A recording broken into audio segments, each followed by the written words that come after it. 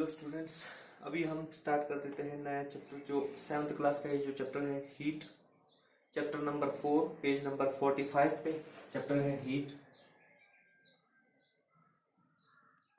इसको पढ़ना शुरू कर देते हैं।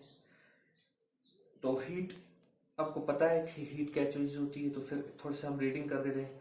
The ability to do work is energy. When a person has the power to do the work we say that he is energy. Similarly, we do not eat food, we do not feel like working, or if we work, we soon get tired. Then we say, I don't have enough energy. Here we will study about what heat is and which form of energy is transferred by a difference in temperature.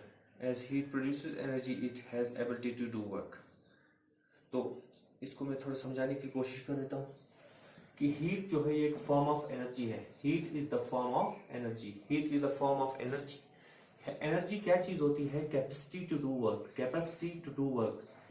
Capacity to do work, काम करने की ताकत या काम करने की क्षमता जिसे कह सकते हैं, यानी काम करने की सलाहियत को हम कहते हैं एनर्जी। तो एनर्जी जो होती है, एनर्जी हमें काम करने में मदद देती है। एनर्जी जो होती है वो हमें काम करने में मदद देती है। तो हीट एक फॉर्म ऑफ एनर्जी है। हीट एक फॉर्म ऑफ एनर्जी है। जिस तरह से फॉर एग्जांपल एनर्जी किसे कहते हैं, जैसे आप खाना खाते हो तो आपको एनर्जी मिलती है, तो आप काम कोई भी काम कर सकते हो। लेकिन अगर आप खाना नहीं खाते तो आपको आपके अंदर एनर्जी नहीं होगी, और एनर्जी नहीं होगी तो आप काम नहीं कर सकते, और आप थोड़ा सा काम करने के बाद फील करोगे कि आप थक गए हो। तो एनर्जी जो होती है ये काम करने में मदद देती है। क्या देती है? काम करने में मदद। तो इसी तरह से हीट भी एक फॉर्म ऑफ एनर्जी है। तो ये भी बहुत सारे काम कर देती है। हीट जो है वो इसकी मदद से बहुत सारे काम होते हैं। जैसे मैं आपको समझाता हूँ। In a steam engine heat is produced to raise a stream which turbine which turns a turbine. Steam engine, पहले जमाने का जो ट्रेन होता था उसका इंजन जो था उसको कहते थे स्टीम इंजन। वो ट्रेन जो था वो जेम्स वाट ने बनाया था स्टार्टिंग में। James Watt, JAMES, James WATT, James Watt ने। तो उस इंजन में क्या था कि वो इंजन जो था वो स्टीम की मदद से, बुखारात की मदद से, यानी स्टीम जो थी, पानी में से स्टीम निकलता था, तो इसी स्टीम की वजह से टरबाइन जो है वो घूमने लगता था। जैसे आपने प्रेशर कुकर की सीटी देखी होगी ऊपर, जब वहां पे उसमें कोई चीज बॉईल करने लग जाता है तो वहां से स्टीम निकलने की कभी कभी वो घूमती भी है या ऊपर चली जाती, क्योंकि वहां से एनर्जी होती। तो इसी तरह से जब स्टीम, पानी को हीट मिला तो वहां से पानी से जो है स्टीम बना, और स्टीम की मदद से टरबाइन जो है वो रोटेट करने लगा।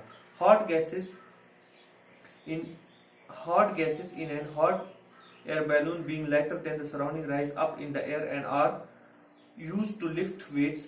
कुछ हॉट गैसेस, अगर गैस को हॉट किया जाए, जैसे बलून को हम उसमें हॉट गैस भर देते हैं तो बैलून जो है वो ऊपर चला जाता है, वो हवा में ऊपर चला जाता है, आपने देखा होगा।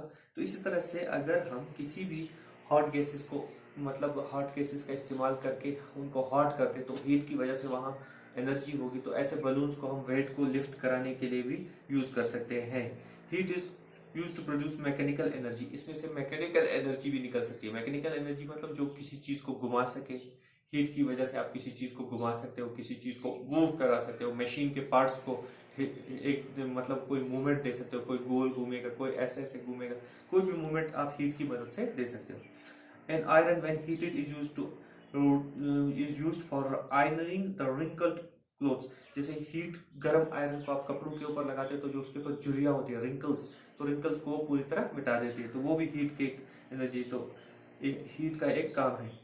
A cool iron does not remove wrinkles. हाँ, सर्द अगर ऐसे ही बिना पावर को लगाए हुए, बिना गर्म किए हुए आयरन लगा दोगे तो वो कभी भी कपड़े को गर्म नहीं करेगा। तो ये था हीट की। हीट से हम बहुत सारे काम कर सकते हैं।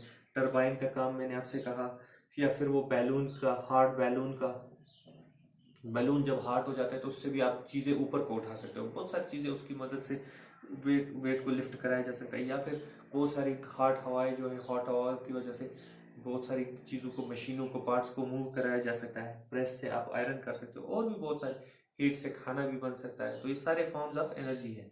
अब इसके बाद नेक्स्ट चीज आती है conversion of energy. Conversion of energy,